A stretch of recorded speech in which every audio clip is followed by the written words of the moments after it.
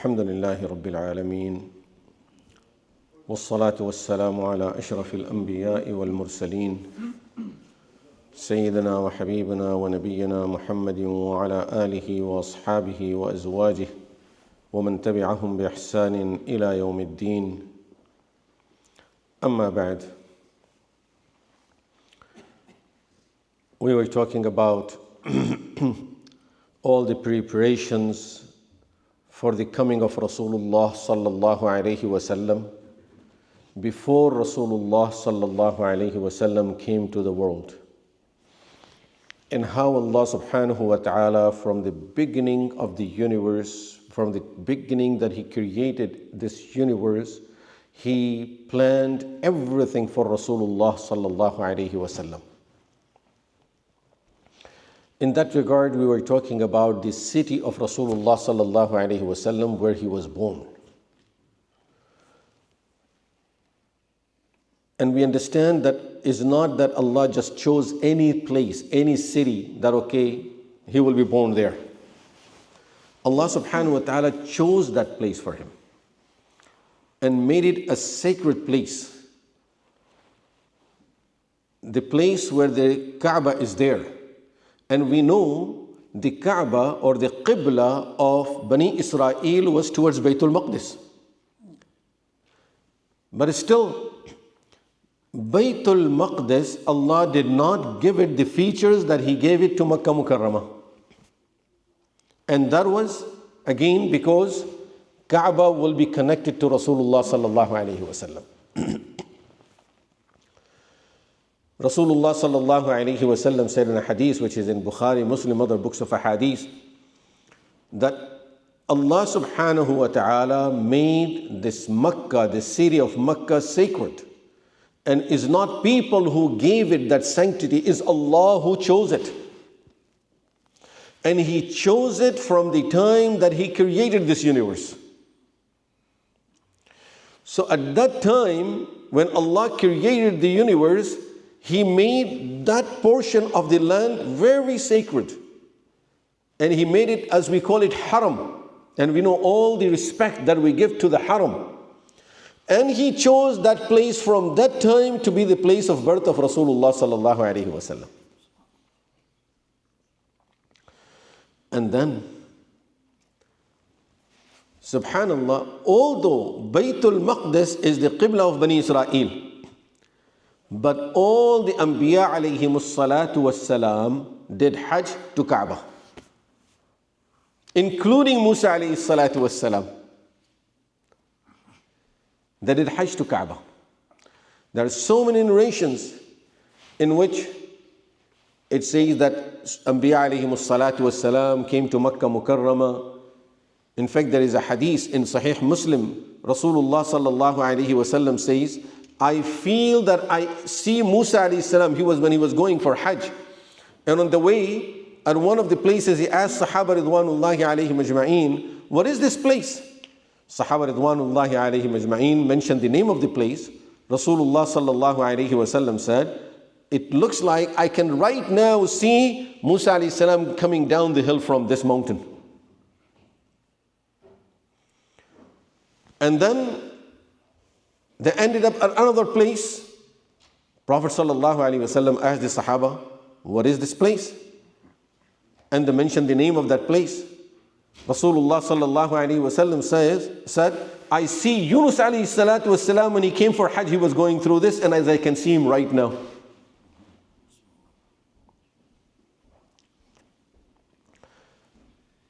And there is a hadith in Mu'jam al-Tabarani with an authentic isnad. Rasulullah sallallahu alayhi wasallam said, the masjid in Mina is called Masjid al-Khayf. The masjid in Mina. Rasulullah sallallahu alayhi wasallam said, 70 Anbiya alayhimus salatu wassalam performed salah right at this location, at the location of that masjid, Masjid Khayf. And there are many Anbiya that are buried over there too. So, Allah subhanahu wa ta'ala made Anbiya alayhimus salatu wassalam come to Makkah Mukarramah and perform Hajj. And really the thing that is very surprising, that Musa alayhi salatu wassalam would leave Bani Israel. He's their prophet. He would leave Bani Israel, come to Makkah Mukarramah for Hajj, then he would go back. So Allah subhanahu wa ta'ala, there's all preparation for Rasulullah sallallahu alayhi wasallam. And then hadith also tell us that Sayyidina Isa alayhi salatu wassalam, once he will come back, he will also perform Hajj and Umrah. So that is, subhanallah, the place of Anbiya alayhi salatu wassalam, where all the Anbiya get together, where the Sulaha get together, where the pious people of the Ummah get together. That is the source of the Rahmah and Barakah for the Ummah. May Allah take us there again and again. As part of the preparation now, Allah subhanahu wa ta'ala made something very strange happen over there before the birth of Rasulullah sallallahu alayhi wa sallam. Almost 2 months before Rasulullah sallallahu alayhi wa sallam was born. And that incident, Allah mentions it in Quran also. I'm sure we can remember it. And we know what we are talking about. The incident of Abraha. Ashabul Fil. Alam tara kayfa fa'ala rabbuka bi ashabil fil. Very briefly, going over this incident of Ashabul Fil, as this was a major sign for the whole of Arabia about something very special about to happen in Makkah Mukarramah.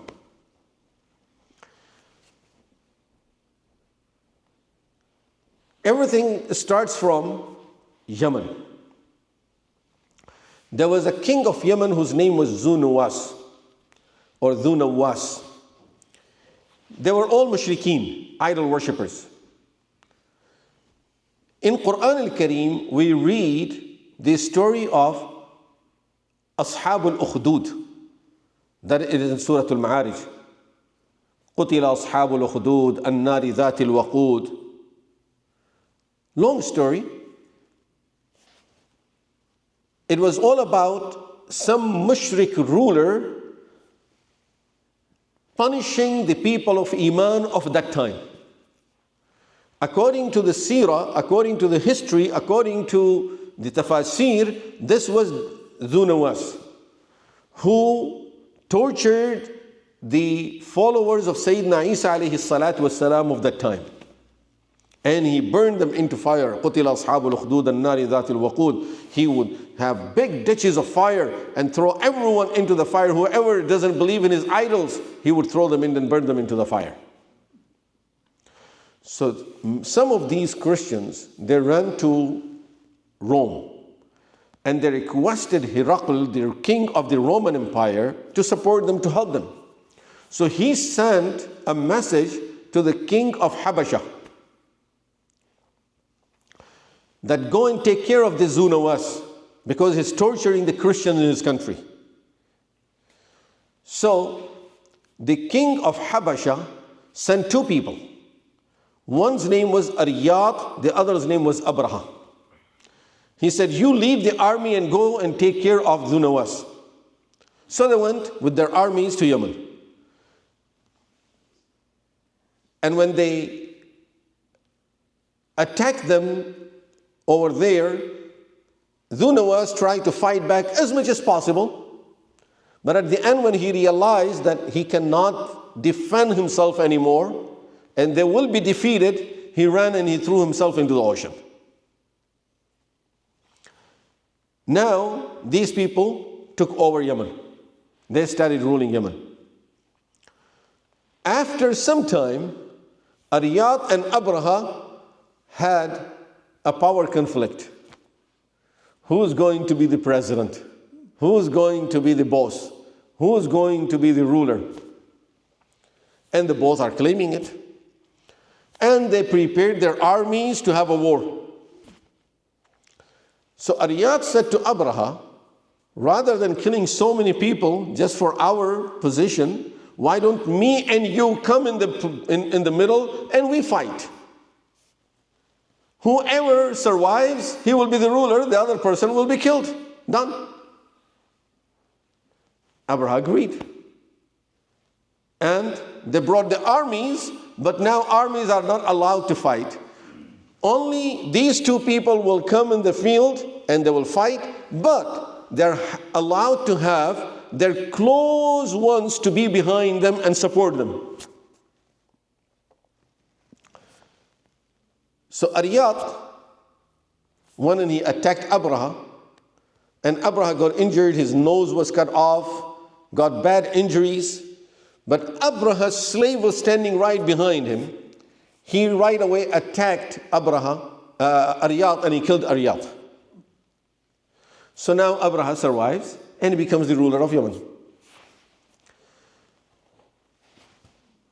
It's time of Dhul Hijjah, or before that, time of Hajj, when people start preparing for going for Hajj. So he found out that these people, some people from here, from my country, from Yemen, they are preparing to go to Mecca. He said, what are these people going there for? They said they have a place that is called Kaaba, they call it the house of God, and they do ibadah over there. So he called some of them and said, what do you have over there? They told him about Kaaba and everything. He said, what is it made out of? How does it look like? He got all the information about the Kaaba. He said, you guys don't need to go over there. I'm going to build you a better Kaaba over here. And he built a very expensive building over there, called it the Kaaba of Yemen. And he now demanded from all the Arabs that whoever wants to perform Hajj, you are not allowed to go to Mecca. You have to perform Hajj over here. And he assigned some of those Christians, he even put crosses on top of it. Right there, he defeated the purpose, really. But now he's demanding from everyone that whoever wants to go to the Kaaba instead of there, you come and do the worship over here. And he assigned some people, some of the Christians, to stay over there and paid some of the local people to just stay over there and keep on doing the worship over there to make it look like a place of worship. This year went by, he built his Kaaba. Now, no one is allowed to go to Mecca, so some people who were connected to Kaaba, they knew the value of the Kaaba, they got very upset. So some of those people made a plan, and one of the nights when no one is there, they went and threw a lot of garbage on it, and they destroyed a lot of artifacts over there, and they even burned some of the portions of the cover of that place. When Abraha finds out, he asked, who did this? They said, it has to be the people who are connected to Kaaba. He said, if that's the case, then I'm going to teach these people a lesson. I will go and destroy their Kaaba. So now he prepares his army and he asked the king of Habasha to give him a set of elephants. And especially there was a huge elephant they used to use in the wars. That elephant's name was Mahmud. He took that elephant also with him, and they say, some narrations say he had 8 elephants, some say he has 16 elephants. Anyway, he went there to Makkah Mukarramah. On the way, as the other tribes of Arabia, they started finding out that he is trying to go and attack Makkah Mukarramah, and he's trying to destroy the Kaaba. So they started preparing to have a war with him. There were small clans in between, all the way from Yemen to Makkah Mukarramah. There are small tribes and clans. Different ones tried to fight him, but he defeated all of them. And he would capture the leader and keep him with them. He will take him also with them. So anyway, they proceeded until they ended up to Taif. The people of Taif now realized that we cannot fight Abraha. Rest of the Arab tribes who realized that we cannot fight, some of them tried for their love for Kaaba, and some of them just stayed back and said, we are not going to bother with it. Let the people of Makkah handle it. But when he arrived Taif, the people of Taif, they sat together, the leaders, and they decided we should support Abraha. Because we have our idols here. He can do whatever he wants to the Kaaba. That's the problem of the people of Makkah. is not our problem. Rather, they even went further and they said, we will assign one person to join you and he will guide you. He will guide you to the way. And he will tell you exactly how and where to enter Makkah from. So his name was Abu Rughal. It's well known in the hadith. لَأَرْجُمَنَّكَ قَبْرَكَ كَمَا رَجَمَ قَبْرُ أَبُو رُغَالٍ. So Abu Rughal, he went with them. On the way, Abu Rughal died. So they buried him over there. Later on, Arabs used to go and stone his grave, because this is the person who was guiding Abraha to Makkah to go and destroy the Kaaba. Abraha continued until he arrived a place close to Makkah. And then he sent a person whose name was Aswad bin Maqsood to go and talk to the leader of Quraysh. At that time, the leader was Abdul Muttalib, the grandfather of Rasulullah sallallahu alaihi wasallam. He went and talked to Abdul Muttalib. And he said to Abdul Muttalib, Abraha says, we are not here to bother you people. We don't want to kill you or hurt you. We are here to destroy the Kaaba. If you try to stop us, then we will have a war with you. If you stay away, then we will not hurt you. You just stay out of it. Abdul Muttalib said to him, we don't have the army and the strength to fight the army of Abraha. 60,000 warriors. 60,000 warriors. And they are well equipped with all kinds of weapons. He realized we cannot fight them. So he said, then, would you be interested in coming and talking to Abraha? He said, sure, I'll come with you. So Abdul Muttalib went and he talked to Abraha. Before that, Abraha had sent someone to go and gather all the animals around Makkah Mukarramah and bring them to Abraha. So they got all of their camels, their goats, their sheep, everything, which is their assets. That's all of their property. This is all what they own. This is Makkah. This is not Medina, by the way, where you have gardens and farms. There is no farming here. It's all mountains, stones, rocky land. So all what they have is their goats and their camels. And Abraha sent a person who would collect all of that, and he took those. There were 200 camels that belonged to Abdul Muttalib also amongst those camels that were taken.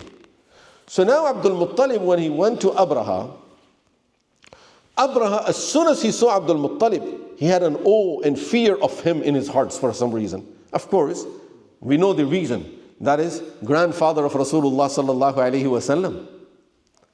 So there is a special noor, special feature on his face that when you look at him, you would feel like having respect for this man. Abraha, out of this feeling that he has for Abdul Muttalib, first thing he thought, let me get Abdul Muttalib to come up and sit with me on the stage. But then he said, my people will think that I'm scared of him. This is why I brought him up. No one sits next to me. These are the kings of those times. No one sits next to me. Prophet ﷺ always sits as a place where he will have people sit next to him. So Abraha came down and he sat down and he asked Abdul Muttalib to sit next to him. And he started talking to him.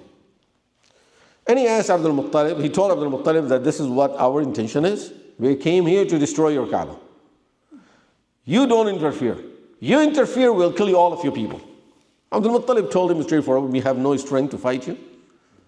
We will let you do what you want. But Abdul Muttalib now here shows his iman in Allah subhanahu wa ta'ala. And you will see from the rest of the incident also. He says to Abraha, I have 200 camels, that's all what I own, my asset. You people took that. I will demand that you return my 200 camels to me. As far as the Kaaba is concerned, فَإِنَّ لِلْبَيْتِ رَبٌّ يَحْمِيهِ. This place has a Lord that is going to protect it. Shows his iman. This place has a Rabb, and the Rabb of this place is going to protect it. And Abraha says, إِنَّهُ لَا يَقْدِرُ عَلَيْهِ. He doesn't have any strength to stop me. وَالْعِيَاذُ بِاللَّهِ. Arrogance. Arrogance to the highest level. And this is what destroys people. He can't do nothing to me. And he says to Abdul Muttalib, you take your 200 camels and go. Abdul Muttalib took the camels and he went. Now Abdul Muttalib went back and he said to the people of Makkah, this is the conversation I had with Abraha, so we are going to just leave him alone because we cannot fight him. And that was something that they all agreed upon. Rest of the Quraysh, they went outside of Makkah with their families. But Abdul Muttalib and Abdullah ibn Mas'ud al-Thaqafi, Urwa ibn Mas'ud al-Thaqafi from Ta'if, he had been there in Makkah Mukarramah. They both stayed in Makkah Mukarramah, but they just went on one of the mountains there, close by the Kaaba, to see what happens there. Next morning, Abraha prepares his army and they are coming towards the Kaaba. Abdul Muttalib got the news. He sent one of his sons to get the news. He got the news that they are now getting ready to come and attack the Kaaba. Abdul Muttalib at this time, he went to the Kaaba. He went down. He went to the Kaaba. He held the ghilaf and the cover of the Kaaba. And he recited this poem. La humma inna al-mar'a yamna'u rahlahu famna' hilalaka. Ya Allah, every person protects his house. Today you protect your sacred place. La yaghlibanna salibahum wa muhalahum aduwan mahalaka. Their crosses and their shirk should not be allowed to destroy your oneness and your sacred place. Unsur ala ali salibi wa abidihi al-yawma alaka. Help against the worshippers of the crosses today, the people who worship you. Shows Abdul Muttalib's iman. In kunta tarikhum wa ka'batana fa amrun ma badalak. If you, Ya Allah, decide to let them do whatever they want, it's your decision, then we cannot interfere. And he keeps on, then he continues making dua, waiting for them to arrive, and he's going to just go back to the mountain. And he's standing there making dua. Getting late, sunrise, 2 hours, 3 hours. He says to his son, go, check what happened to them. His son goes over there, and then he sees his son coming back on a fast-running horse, where he knew that when you run your horse this fast, then there is something very special. He came, he said, tell me, what's the news? He said, they all are done, they're all killed. Their dead bodies are all over there. He said, what happened? And now they started collecting the information to find out that Allah subhanahu wa ta'ala sent the birds to kill those people. What happened? When they prepared the army,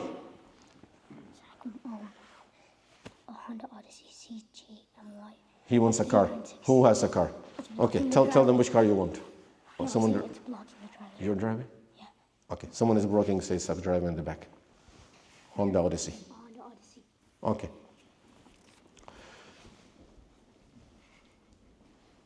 So, when Abraha prepared the army now, and they're ready to move,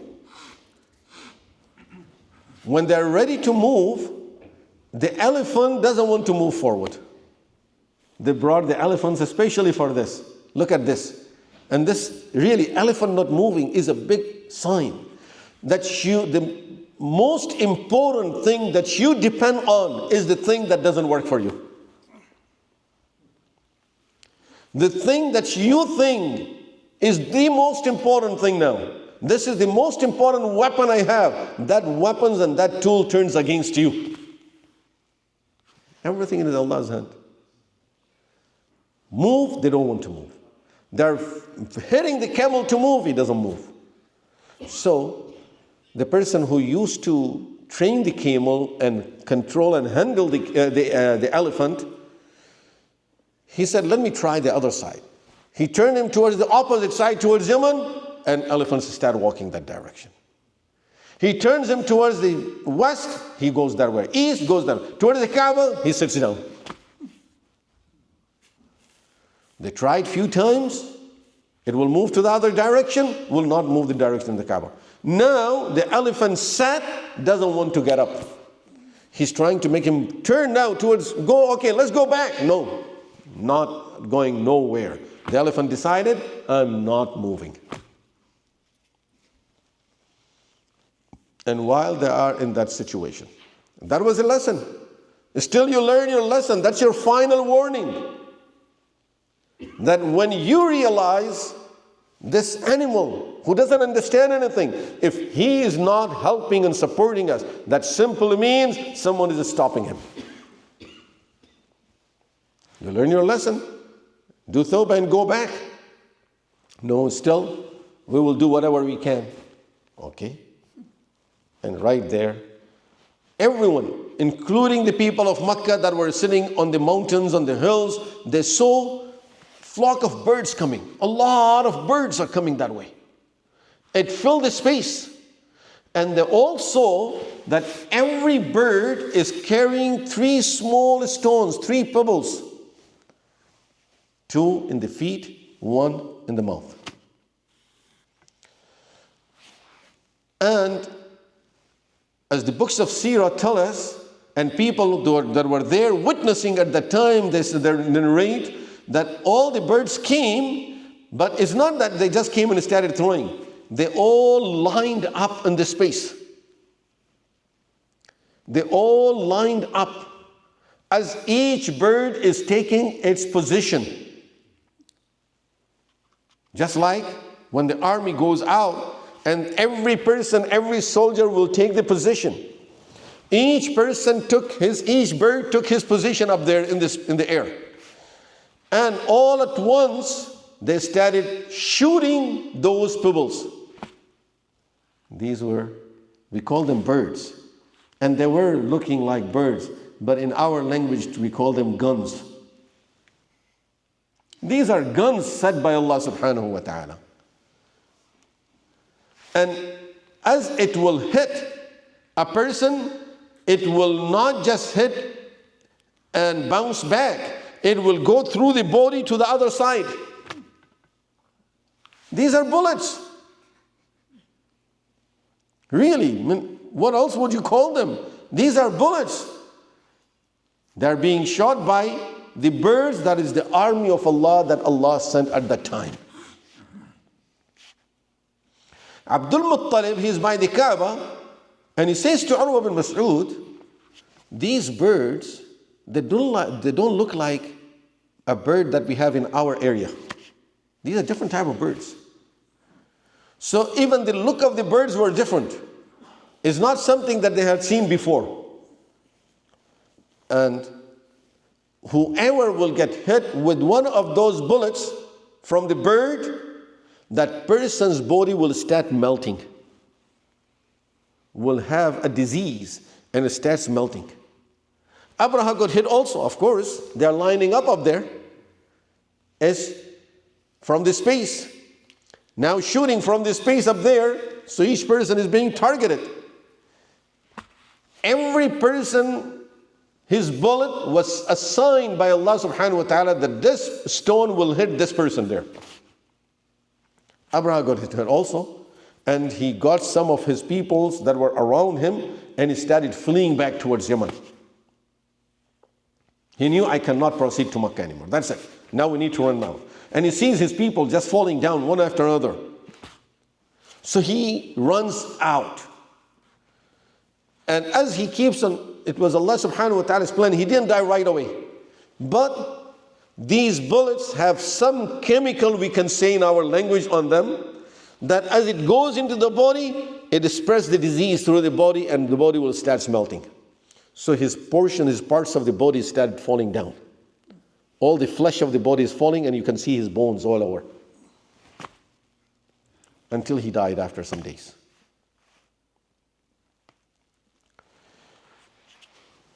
This was a major sign for everyone over there to understand that Allah is protecting this place. Now people, Quraysh, got a lot more respect, and especially Abdul Muttalib, Prophet ﷺ, uncle. He got a lot of respect in Quraysh. Especially now, even Quraysh were respecting him more because he did not leave Makkah. Everyone else left, but he did not leave. He said, I'm going to stay here. And he stayed by the Kaaba, making dua to Allah subhanahu wa ta'ala. And Quraysh in general earned even more respect in Arabia that God is protecting them. But in reality, Allah subhanahu wa ta'ala was protecting the Kaaba and the secrecy of Kaaba and preparing everyone to receive Rasulullah sallallahu alayhi wa sallam. So only 2 months later, Rasulullah sallallahu alayhi wa sallam was born. And when Prophet sallallahu alayhi wa sallam growing, Sahaba around Rasulullah sallallahu alayhi wa sallam, they all witnessed that we saw some of those pebbles also. And we saw the signs from those birds all there, around Makkah. So all of those signs were there after the birth of Rasulullah sallallahu alaihi wasallam. This was a sign for everyone that Allah subhanahu wa ta'ala is protecting this place. You know, before that and after that, the people of Makkah then they developed a strong habit of whenever someone is oppressed by another person, he will go by the Kaaba and he will make dua there. And subhanallah, as a preparation for the coming of Rasulullah sallallahu alaihi wasallam, and a sign that something special is about to happen, anyone mazloom who is oppressed, who would go and make dua by the Kaaba, right there they see the effect on the zalim. That was happening very frequently. One of the sides of Kaaba is called what? Hatim. What is Hatim? Have you ever thought about it? Hattama yuhattimu is to break something. And Hatim is called Hatim because any person who was oppressed will go in that section and he will make dua against the zalim, and the zalim will be destroyed.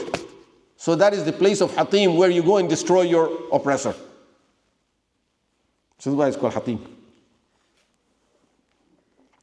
So these were all signs about the coming of something special. Something special is about to happen over there until Rasulullah sallallahu alaihi wasallam came, and then not Allah just protected the Kaaba, Allah gave that Kaaba to Rasulullah sallallahu alaihi wasallam, and Rasulullah sallallahu alaihi wasallam purified the Kaaba from all the idols, and he established the worship and the ibadah of Allah subhanahu wa ta'ala according to the ways of Sayyidina Ibrahim alayhi salatu wassalam. So now we come to Makkah Mukarramah is ready. Prophet sallallahu alaihi wasallam is about to be born. 55 days later, Prophet sallallahu alaihi wasallam is born. Insha'Allah, next session, we will talk about the birth of Rasulullah sallallahu alaihi wasallam and all the signs that came and surrounded the birth of Rasulullah sallallahu alaihi wasallam to show that he is the Prophet of Allah. Wa sallallahu ta'ala ala khairi khalqihi sayyidina wa habibina wa nabiyyina Muhammad